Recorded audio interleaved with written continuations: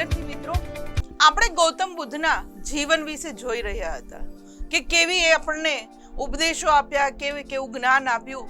તો ચાલો આ ગૌતમ બુદ્ધ છે એક મહાન સુધારક તરીકે શા માટે ઓળખાય એની માહિતી મેળવીએ. બુદ્ધ છે એ મહાન ધાર્મિક અને સામાજિક સુધારક હતા. કારણ કે ઈસવીસન પૂર્વે 6ઠી સદીની અંદર આપણા સમાજની અંદર ઘણા બધી કુરિવાજો હતા.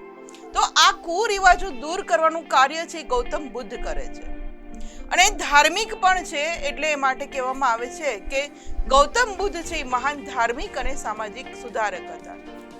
ધર્મ અને સમાજમાં રહેલા દૂષણો દૂર કરવા માટે એણે આજીવન કામ કર્યું.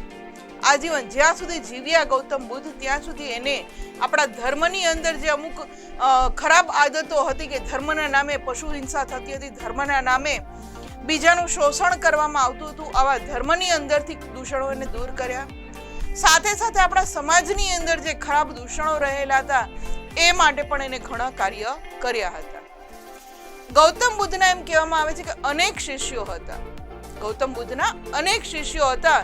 સાથે સાથે ત્યારના જે રજવાડા હતા, રાજાઓ હતા કે જેનું રાજ્ય હતું, એની અંદર પણ આ માનવ ધર્મ થી પ્રોત્સાહિત થયા હતા. કારણ કે રાજાઓને ખ્યાલ આવે છે કે માનવ સેવા એ જ સાચી સેવા છે, માનવ ધર્મ એ જ સર્વધર્મ હોવો જોઈએ.